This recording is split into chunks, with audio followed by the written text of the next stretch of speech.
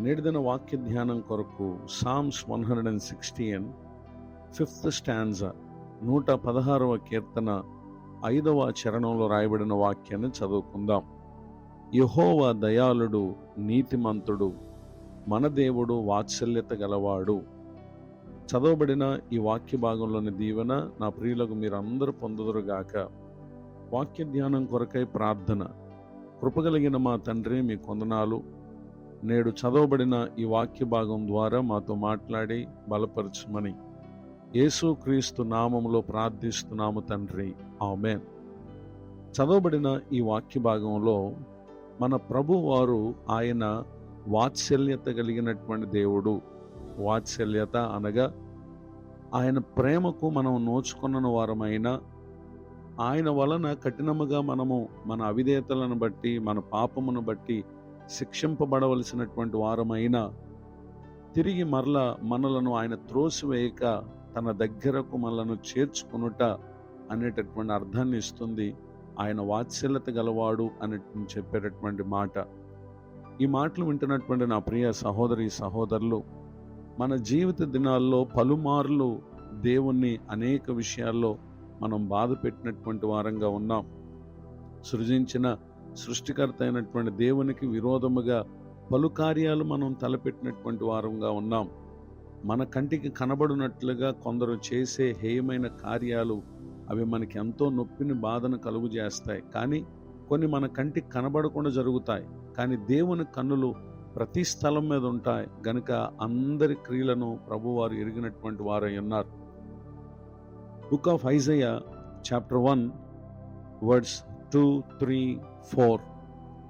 యెషయా గ్రంథం 1వ అధ్యాయము 2, 3, 4 వచనాల్లో ప్రభువారు యూదా ప్రజలను గూర్చి యెషయా ప్రవక్త ద్వారా తెలియపరిచినటువంటి మాటలు ఏంటంటే, యెహోవా మాట్లాడుచున్నాడు, ఆకాశం ఆలకించుము, భూమి చెవియొగ్గుము. నేను పిల్లల్ని పెంచి గొప్పవారినిగా చేసి తిని వారు నా మీద తిరుగుబడి ఉన్నారు.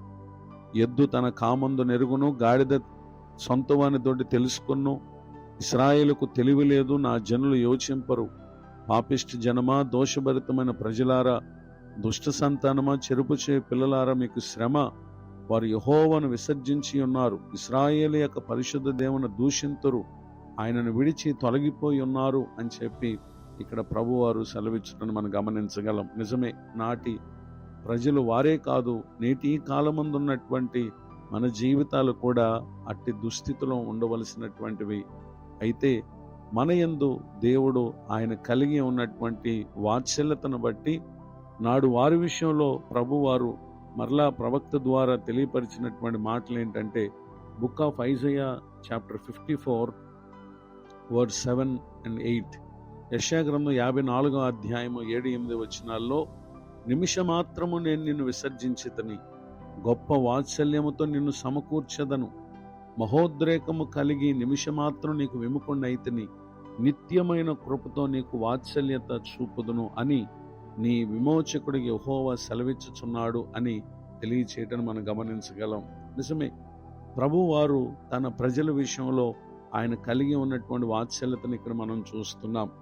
దానిని మానవ అనుబంధాల్లో ఉన్నటువంటి పోలికను ప్రభువారు జ్ఞాపకం చేస్తూ వర్డ్ 6, 6వ వచనంలో, నీ దేవుడు ఈ మాట సెలవిచ్చుచున్నాడు, విడవబడి దుఃఖాక్రాంతురాలైన భార్యను పురుషుడు రప్పించినట్లు, తృణీకరింపబడిన యవనపు భార్యను పురుషుడు రప్పించినట్లు యెహోవా నిన్ను పిలుచుచున్నాడు అని ఇక్కడ తెలియచేయటం మనం గమనించగలం. ఈ మాటలు వింటున్నటువంటి నా ప్రియ సహోదరి సహోదరులు, మన ప్రభువారు ఆయన వాత్సల్యతలు కలిగినటువంటి దేవుడు. ఈ దినాన మనల్ని ఎంతమాత్రం కూడా ఆయన త్రోసివేసేటటువంటి దేవుడు కాదు. నేడు అనుభవించుచున్నటువంటి కష్టమును బట్టి, బాధను బట్టి మనం ప్రభు తోటి తిరిగితే మనలను క్షమించి మన యందు ఆయన వాత్సల్యత చూపి నిత్యమైన కృపను మన యందు కనుపరిచేటటువంటి దేవుడై ఉన్నారు.